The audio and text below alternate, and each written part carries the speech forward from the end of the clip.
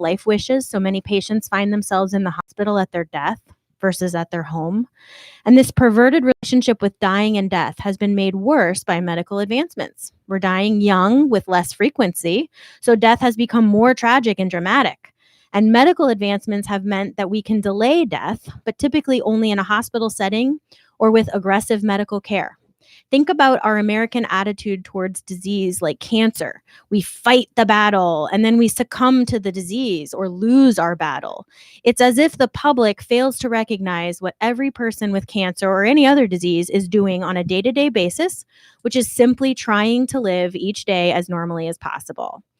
It's sometimes difficult to see it until you've been somewhere else. In other countries, the cultural behavior towards death is different, often because the attitude is that illness and dying are human conditions and ones that are inescapable for everyone. I read an article recently that said that Karen Wilson, the woman who reportedly opened the nation's first assisted living facility, was once quoted as saying, "We want autonomy for ourselves and safety for our loved ones." Think about that for a moment. How many times as a physician have I supported a family's decision for their loved one because it was safest, not because it's what the patient wanted? But what do Americans want at end of life, other than for it not to be their end of life?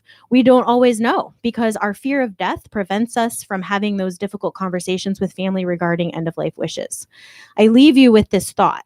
I rarely meet people over 85 who are unwilling to talk about their death. I think they think about it often. I would even go so far as to say that they want to talk about it.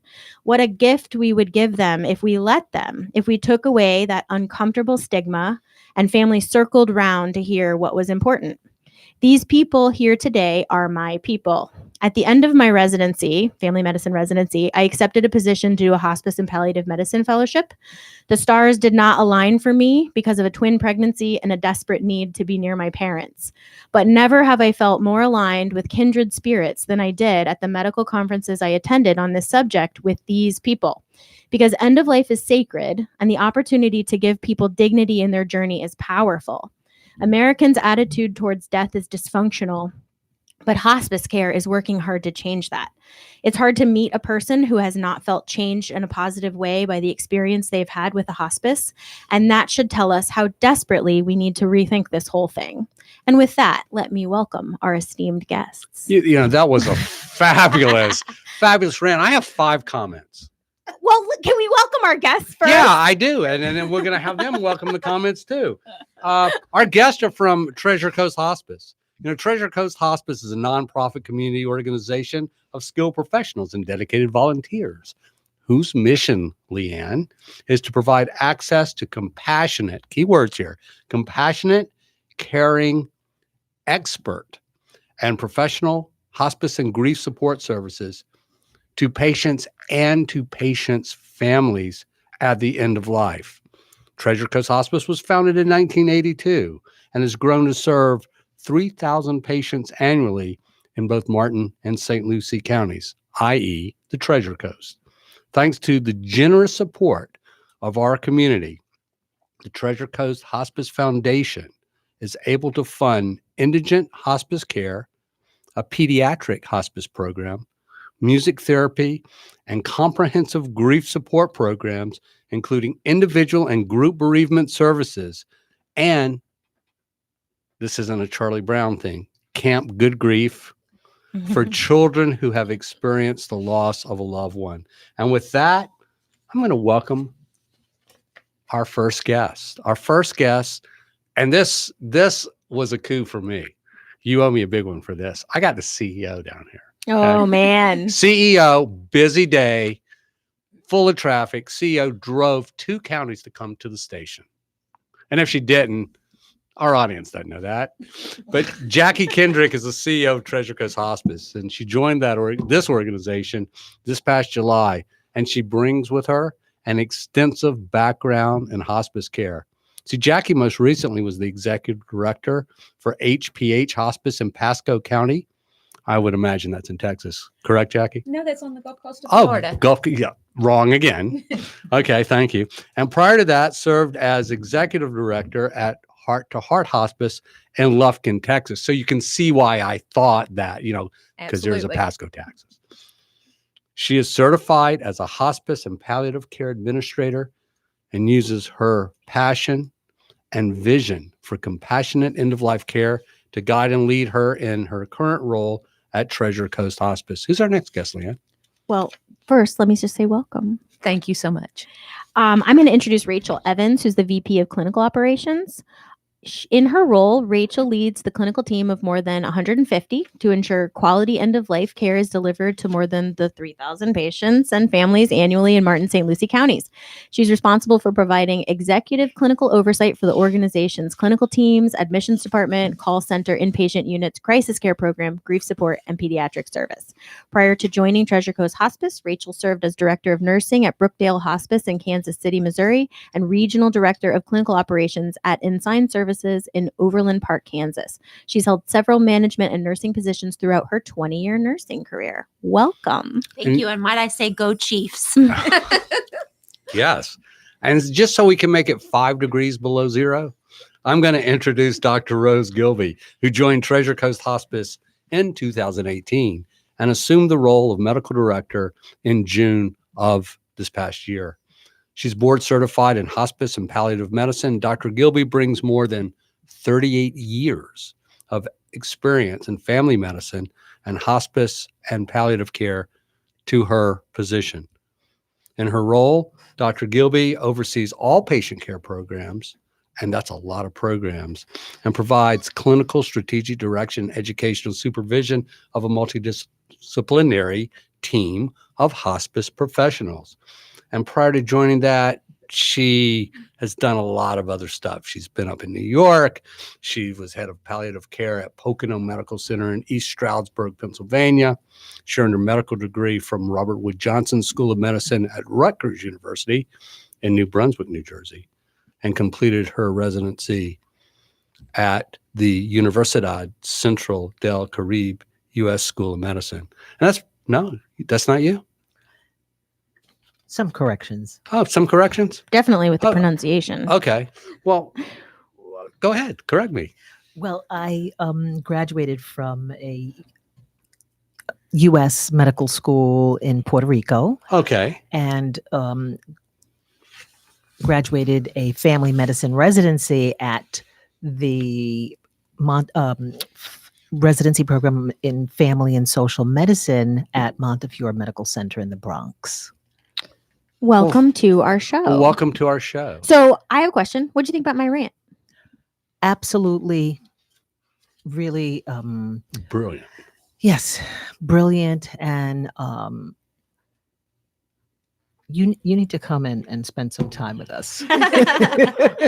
Well, you would say then at all of you, because if there's one thing we learned about your bios, it's that you've all been doing this a very long time and have devoted a large chunk of your life to the practice of hospice medicine. So you would definitely agree then that this dysfunctional American attitude towards death is part of what makes this whole thing so absolutely necessary for families? Absolutely. There's a lot to end of life care. It's multifactorial. We really have to bring a lot of culture into it as well. There's many different ways in which patients want to spend their last bit of time with us on earth. And they do want to primarily die at home for the most part, and they're not. And that's because we're not allowing them to. You know, there are a few things that bother me every day that I go to work about dying patients. Number one, and I've said this on multiple shows, and I said it on our Religion and Medicine show when I was on The Priest and a Rabbi on that show, that our technology sometimes outweighs our morality. That's the first comment. We used to have a thing in our residency program, and I did my residency program a long time ago, and you know that. I was barely born then. I don't think you were. Okay. I don't think you were born then. Yes, I was like 1 year born. Yeah, you were like 1 year Okay. old. Okay. So anyway, Way back then, what did they do? we used to have the residents, we would say, we can keep anybody alive at least overnight until morning. But how fair is that? How fair is it to take a 90-plus-year-old or even a 40-year-old who has end-stage terminal disease and put him on a ventilator in an ICU rather than let him die in the comfort of his home, surrounded by family, friends, and his favorite music, his or her favorite music? That was the first thing that bothers me still. And part of it is us. It's our fault, Leanne, Well, because it's absolutely our fault. In fact, just today, right? So we wrote the show, we were getting ready for today. We've got another show next week that kind of echoes the same type of concept. We're going to talk about religion and medicine next week. But, I was reflecting a lot on the reading that I had done in preparation for the show. And I had a lady in the hospital just today, so overnight last night. And I spoke to her this morning. She said, I want to go home. And so I talked to the doctor taking care of her. And I said, she needs to go home today. And he said, well, I don't know if she's safe to go home. And that those words that I had just read to you, that our concern over the loved one's safety outweighs our own, drive for autonomy. I said, well, do you think you're safe to go? And she said, well, didn't I tell you that I needed to be here? And I said, you're going home. You're going home because, it's true that there is a fine line between protecting people and keeping them safe, but also not just making sure we're doing it to make ourselves comfortable and avoid lawsuits. but we have an incredible fear of failure as doctors. And doctors look at death not as part of the circle of life. We all need to go out and watch The Lion King, okay? Here's the thing. We look at death as a failure for us. We forget that people who are dying need to die, and we need to let that happen. Just like birth is a natural process, so is death. And that's where hospice comes in. So what is the origin of the hospice organization and how long have hospices been around? Well, Cicely Saunders actually started in the 70s in England, and the first hospice in the U.S. was in Connecticut. Treasure Coast Hospice started in 1982.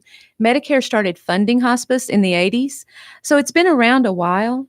I think the main thing that we want to do is when we have a patient and a family is we have goals of care conversations. What are their goals? What do they want? And so what you're saying is brilliant. So, a lot of times when I have a discussion with families about I don't even want to say transitioning to hospice care, but maybe layering the support by involving hospice care. One of their questions is, well, how is that different than what we're doing now? And so one of the things that I make sure they understand is that hospice is a place, but it's also a team of caregivers and it's also a financial designation. So can you explain that a little bit? What happens from an insurance standpoint when patients are accepted into hospice? Well, hospice is funded by Medicare, Medicaid, just about every private insurance. But as a not-for-profit, we take everybody, whether they have a payer source or not. And we're able to do that by the support of our community. So in other words, people have insurance or don't have insurance. If they meet, quote, hospice criteria to be accepted into the program, it's a transition of benefits over to their hospice benefit. And that's why sometimes, there's a reallocation of medications and things like that, because we're transitioning from one, not payer source to another, but a little bit. It's actually covered by Medicare Part A. And so now the Centers for Medicare are placing more stringent requirements that hospice cover all medications for patients that are at end of life, not only the comfort medications that come in the treatment of their pain and their other symptoms such as shortness of breath, etc., but that we also cover for their diabetic medications, their hypertensive medications, etc. So it's a sort of a primary care to end of life care. Now, Dr. Gilby, can that go back and forth? In other words, we all think hospice, cancer, but there are a lot of other types of illnesses where patients need hospice. And so let me give you an example. If I had a patient in hospice with chronic obstructive pulmonary disease, And now that patient's at home and develops an acute abdomen and needs to go into the hospital for another problem.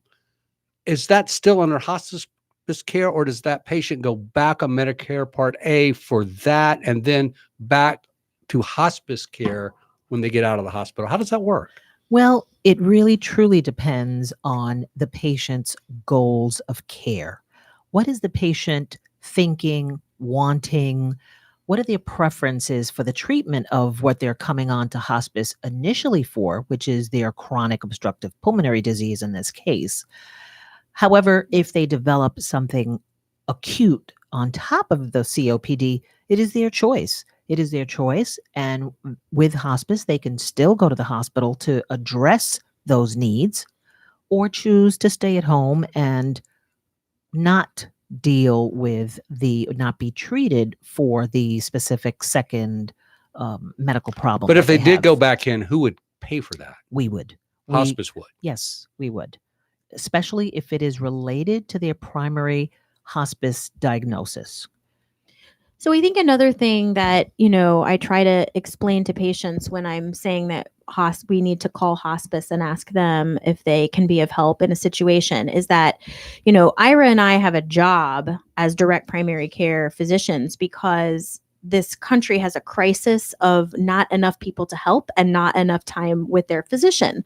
And so, maybe our patients feel it less. They feel like there's more helpers, there's more listening ears, but the average patient is getting 6 minutes with their primary care doctor once or twice a year. So what I try to tell people is that all of that changes when hospice is involved because the initial evaluation makes a determination that they're eligible to be admitted to the program. But then they also get evaluated for all their needs, which are often not just medical. Mm-hmm. So I think we're going to take a break in a minute. Do we have enough time to talk about all the We do services? have enough time. Okay. Let's So start with tell that. us, who are the other people that are involved in a patient's care? A physician like Dr. Gilby and We have a lot of different people involved in their care. We have social services, social workers. We have chaplains. We have nurses. We have advanced registered nurse practitioners. We have a team doctor who is focusing on their care, as well as we have grief support. We have CNAs that are caring for our patients as well. We provide music therapy. We provide aromatherapy. We provide massage therapy. you may also provide volunteer services for other, extra needed hours of one-on-one attention. We have over 350. We have over 350 volunteers. We have our IPUs. So we have a lot of different services that we provide. Yeah, go ahead. I also wanted to say that it's a very important piece of this core medical hospice team to include the patient's primary care provider.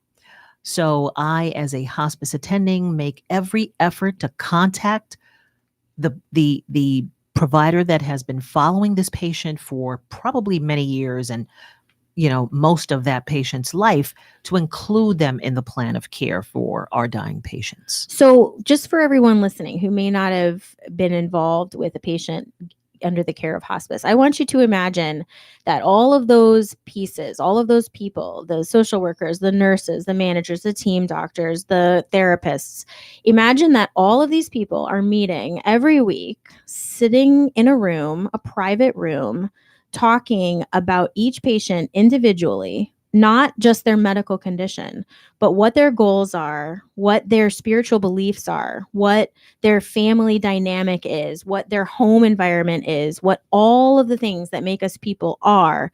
And each one of these people is intimately concerned about meeting all of their needs. That is everyone's dream of medical care in America. And these guys can do it. And when we come back from the break, I want to talk about why it's wrong to do the 11th hour hospice admission and why hospice needs to be contacted earlier in the end of life cycle. But if you just joined us, we're listening to our hospice show, The Comfort Zone, with our special guest, Jackie Kendrick, the CEO, Rachel Evans, Vice President of Clinical Operations, and Dr. Rose Gilby, Medical Director. You're listening to WSTU 1450. We'll be back right after this short commercial break.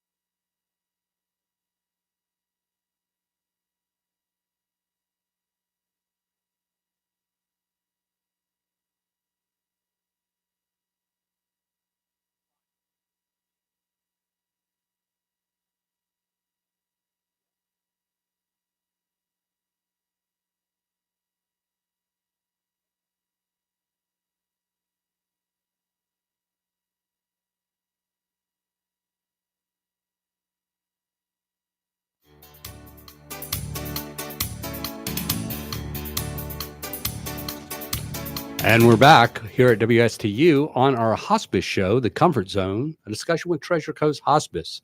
Our special guest, Jackie Kendrick, CEO, Rachel Evans, Vice President of Clinical Operations, and Dr. Rose Gilby, Medical Director. You know, and I'm going to address this to Dr.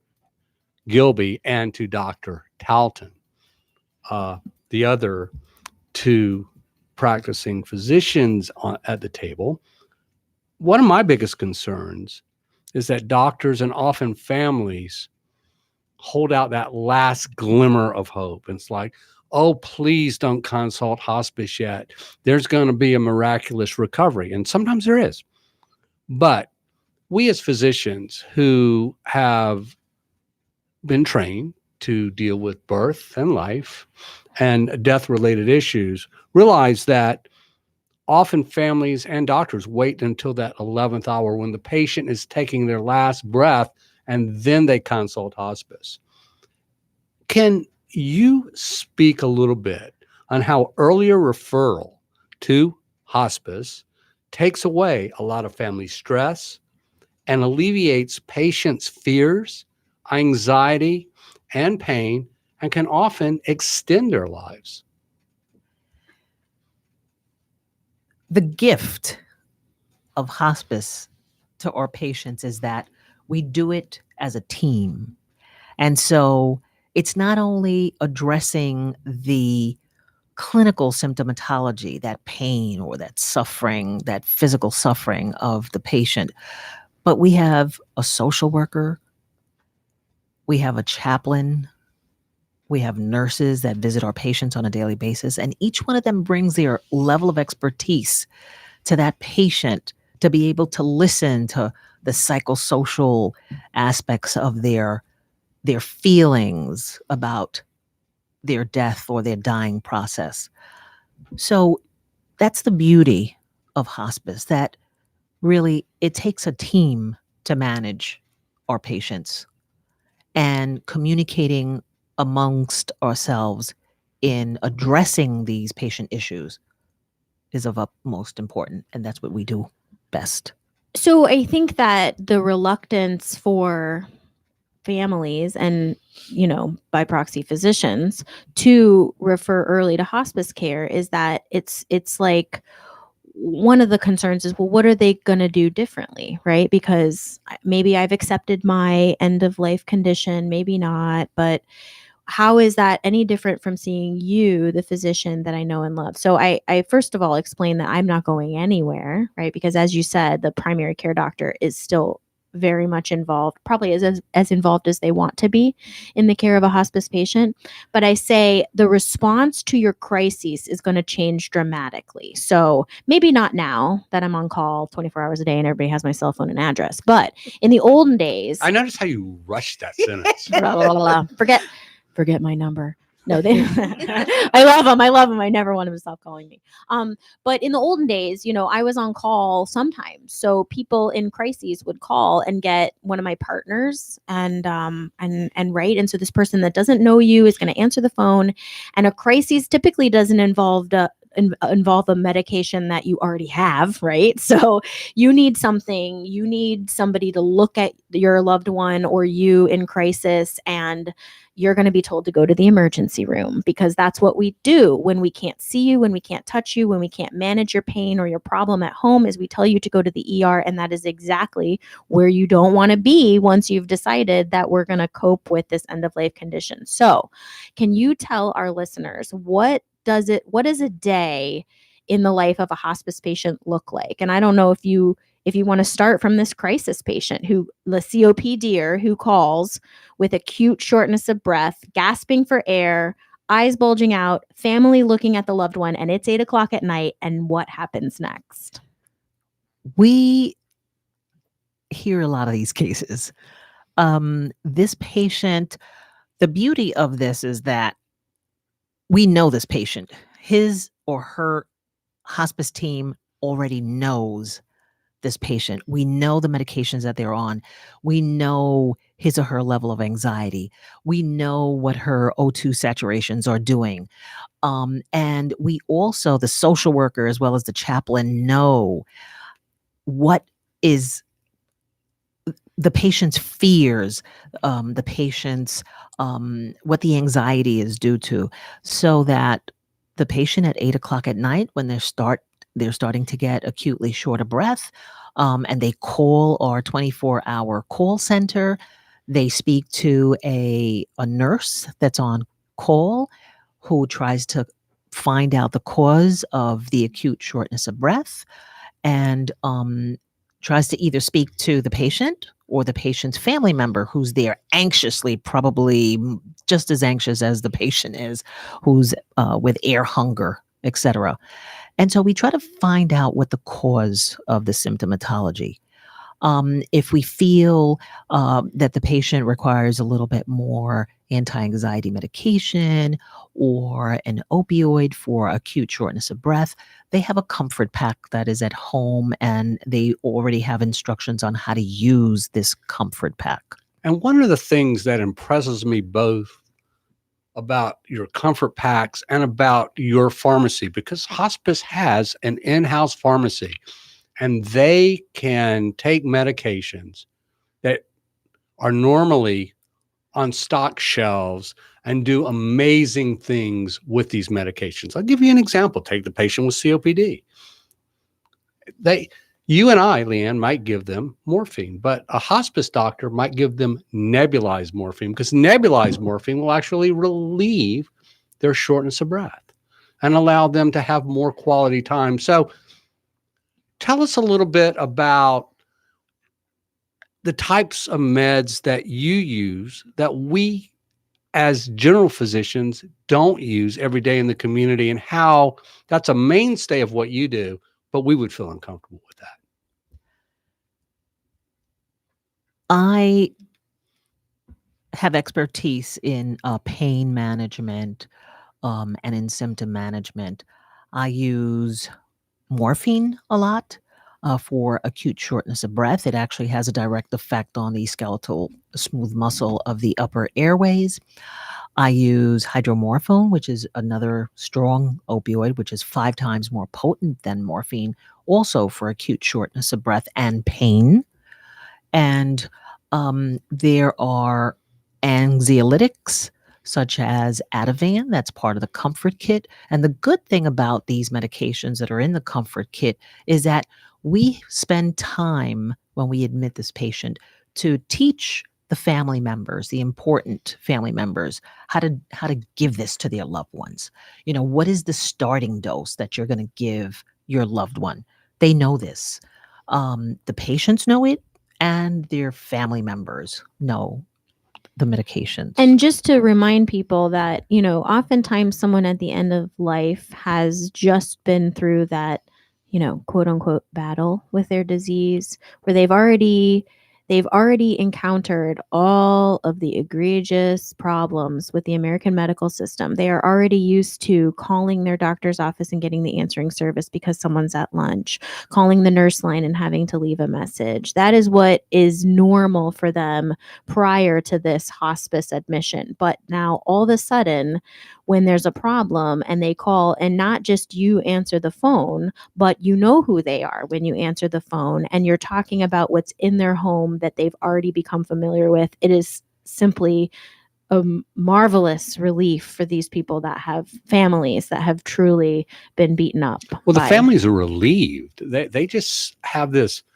overwhelming sense of relief that there's someone there that can orchestrate this and make it all work. And they don't want to see their loved ones die, but they just want to see them comfortable. And so once we instruct the family members to dispense the medication to their loved one, we always follow up with another phone call subsequent to the treatment, so that we can actually monitor the progress of the patient. If these medications usually take about, if it's a sub-Q, it takes about 15 minutes to a half an hour to take effect. If it's an oral medication, it'll take about an hour to take effect. And so once an hour passes by, we will have the family member call us, or we will call them and follow up with the progress of what medication has been dispensed. And if there has not been any improvement, we will have a nurse go out there that same night to assess the patient's need for whatever it is that is in the goals of care that the patients and families have already established.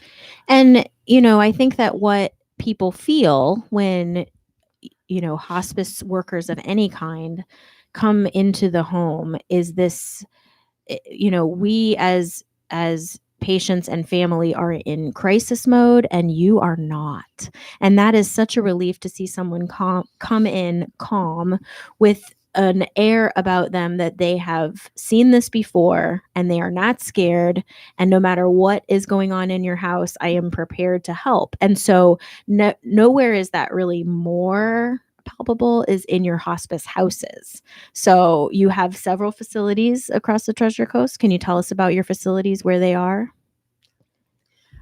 We have 3 hospice houses, one in St. Lucie County on Dunn Road, and there are 16 beds there.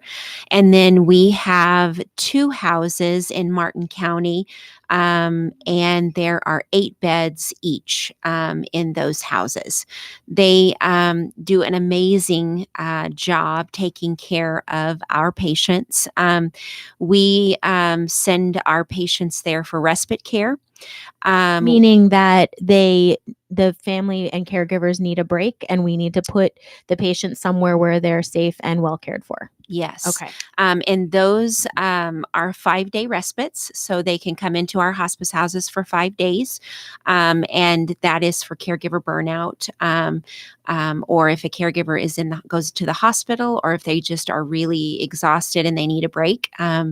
We also do a level of care called GIP, general inpatient, for patients who are struggling with symptoms that we need to manage. And then we also there are times where we'll do routine level of care for our patients who we have either a discharge that we're working on, or a placement, or we need to provide education, or we need to do some more education for them. There are social workers that are there 7 days a week. We have a chaplain who is there, and there are chaplains available 7 days a week. And then we have our nurses and our physicians, and our nurse practitioners are there as well. So they get the same multidisciplinary care that one of our home patients would have. Now, so you've got 16 and 32 beds on the Treasure Coast for inpatient hospice. But I know that some of the hospitals also have dedicated hospice beds. How does that work? So if a patient is in the hospital and they've entered into the hospice program and they're not expected to die imminently, but the family, let's say they're burned out, can they stay in the hospital in a hospice bed and then be transferred to one of the houses? Explain that. Absolutely. So we see that a lot with people that can't be transferred from the hospital. We'll go ahead and admit them there, and they will be on hospice services. If they stabilize, then we move them to our inpatient unit. We utilize that across all of the hospitals on the Treasure Coast. And so if you've been to a hospice house, you walk in, it's like a library. It's like really quiet. But, you can imagine the chaos of the hospital, the sounds, the noises, the beeping, the alarms, the loud talking, the people walking by, all of those sounds go away. And so in other words, it's almost like you have put yourself in the position of people that are under stress and tried to remove all of the uncomfortableness of illness, so that instead of being burdened with the disease, instead we're talking about the people and who they are and what their needs are. Yeah. Absolutely. These are houses of comfort, is how I call them. They are hospice houses with continuity of care from nurses that have been doing this for a while, are there, want to do it, and the continuity of care from hospice attendings that have also, the ones that the physicians that we have there now have been doing it for quite some time. And the last time I visited one of my patients who was inpatient at a hospice house in Stewart, it was beautiful. This beautiful moment. Of course, we're there. We're loving her. We're talking to her. She is sleeping. We assume that she can hear us, though, because we've been told that by you. And when the nurse comes in to assess her, she is talking to her. She is telling her that she's safe. She is telling her that she is loved. She's cleaning her mouth with such care, telling her not to be afraid. I mean, these are the things that we learn in school, and then somehow the system beats it out of us. You have brought it back in all of your caregivers. You have brought back that sense of purpose and dignity, and they restore it to patients and families. How do you get your word out? How do we help you, other than doing shows like this, get the word out that you offer a service that is unbelievable and is unparalleled anywhere else? And you have to be very unique, all of you, to do this on a day-to-day basis and battle what you're up against, with society saying, we just want to keep people going longer and longer and longer, and death is a bad thing, but death is inevitable. And how do we make that change? Tough question. It's somewhat rhetorical. Well, I think we really work to help people not always think hospice and death together, because it's not about death, it's about quality of life. And you have this entire team of people that are there just to make every hour and every day the best hour and day it can be. And so we go out and we educate as much as possible. We talk to community groups, we talk to healthcare professionals, anybody that will listen, we will talk to. And I think that your biggest supporters are obviously the families that remain, the families that are living with it, and the families that remain after their loved one has passed. So, what are your services that support those people? We have a huge grief support center. It does individual grief support, groups grief support. It does grief support for the entire community if there's a tragedy in the school. We're there for the community. We do over 6,000 grief support sessions a year.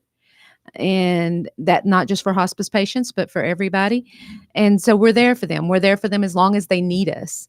A lot of our volunteers are actually family members that had patients on service. So they continue to stay in our family. And do you think they help remove that stigma, that death stigma, once they've, been through it and they see what it really looks like? The thing we hear most, because we do a survey after every patient passes, the thing that we hear most on that survey is we wish we had known sooner. We wish we had had hospice sooner. We love everything about the service. Mm-hmm. Do you have open houses in the community where visitors can come by and not tour the patient rooms, of course, but actually go in and see what a hospice house is like, to kind of alleviate that fear that hospice is that unknown, and to make it more known to the community? Is that something you do? Absolutely. And anybody can request a tour of our buildings, of our hospice houses. We do that. We're actually remodeling right now here in Stewart, and we will be doing an open house after the remodel is finished. So are these grief services free? Absolutely. They are completely covered by donations from our community. And so what other services do donations from the community cover? Because, we understand that this is partially covered, the service is covered by Medicare dollars, but also you rely on the community and you raise a lot of money. You have donation centers, you have thrift stores. Why are you raising money? What does that money go to? Well, it goes to unfunded care. There's a lot of people that don't have Medicare. They don't have Medicaid. They don't have insurance. It goes to our pediatrics program, Little Treasures, and it goes to our grief support counseling. We also have a treasured pets program that goes in and takes care of people's pets and helps find placement for them. If the family can't take the pet after they die, they take them to the vet, they walk them, they water them. Whatever we can do to make their lives better. So after someone passes, I would assume that, you just told us that a lot of the volunteer support comes from family members of the loved one, but a lot of the financial support as well, I'm assuming, because they're so impressed and they want to support this for other families in the future. Absolutely. So if our listeners today wanted to make a donation to Treasure Coast Hospice, how would they go about doing that? Who do they call? They could call either one of our offices, or they could go online to treasurehealth.org. Okay, thank you. And how would somebody inquire about becoming a volunteer for your organization? And what are the opportunities? We have so many opportunities. We have patient care. We have our treasured pets. We have administrative. So respite. And all they have to do is, again, go on our website at treasurehealth.org or call our office. So there's ways for people potentially to be intimately involved in the care of families and, the dying. There's ways for people to be less intimately involved by just supporting hospice and the mission. Exactly. We even have a division of veteran volunteers who do our veterans pinnings. We do about 325 veteran pinnings a year. So I can't help but notice that all of you have brought a lot of experience, but you're all fairly new to our Treasure Coast Hospice, and we're so grateful to have you. What are your goals to start off with this new organization? How do you hope to continue good work and maybe bring something new to the plate? They're fighting over who's going to answer this. There must They be a lot all of want to stuff. speak. Right. Well, I actually came down here to retire, but Uh-oh. We've heard that before. yeah, I just couldn't. I'd like to make sure that as a family physician in my prior life, to make sure that community is really involved with our organization, involving our religious leaders. I used to give talks in the Society of Teachers of Family Medicine, where I used to bring a rabbi, a priest, a pastor all together. I mean, it's really very important to really meet the patient at their needs. We are here to service their dying process, and whatever makes them happy is what keeps me going. So your goal is to try to make sure that this community is plugged into your organization. absolutely has to be community oriented. Okay. And Jackie?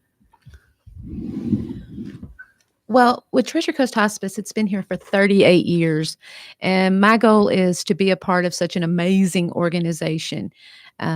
It's a blessing every day. And I know that I get way more back than I could possibly put in. So just to be a part of that is my goal. Well, she's the last one. Rachel? I just want to say that it's been a blessing to be here. I want to carry on Treasure Coast Hospice's legacy, and continue to support the community in any way that we can. They support us in such grand ways, and so I just want to continue to make us the best hospice in the Treasure Coast. You guys are absolutely incredible. I cannot thank you enough for being on our show and bringing to our listeners the information that there is someone out there that can help a patient and a patient's family in their most crucial times of need. And you guys do that. I mean, there's a special place for all of you, I'm sure. And with no pun intended, The end is near. no, yeah, the end is near, My first pun of the season, folks. but I think we're out of time. Oh, No, I think we have time for one more question. boy, that's right. That's going to be a tough question, isn't it? Where do you see hospice going 5-10 years from now with the changes in the healthcare system? And is there any talk of defunding hospice like other larger programs have been defunded? How's that an ending question? Wow. There are a lot of new funding programs coming from Medicare. I think, but instead of defunding hospice, they're actually embracing hospice. Yay. Because they have seen that we know how to manage resources well and take care of patients and have great outcomes. That's encouraging. It is. And, the other thing that I kind of talked about in my rant was making sure that before we even get to the point of talking about end of life care, that people are able to express their wishes in an advance directive. Do you have resources on your website for how someone could start writing their own advance directive? Absolutely. And there was actually a study that just came out that said that people had a longer life if they did their advance directives. So this is a living will for everyone listening. I think you all use 5 wishes, which is my Yeah, favorite the 5 one. wishes is great. It addresses everything. And now we're out of time. Thank you so much. Thank I really you. appreciate you all. Thank you. Pleasure.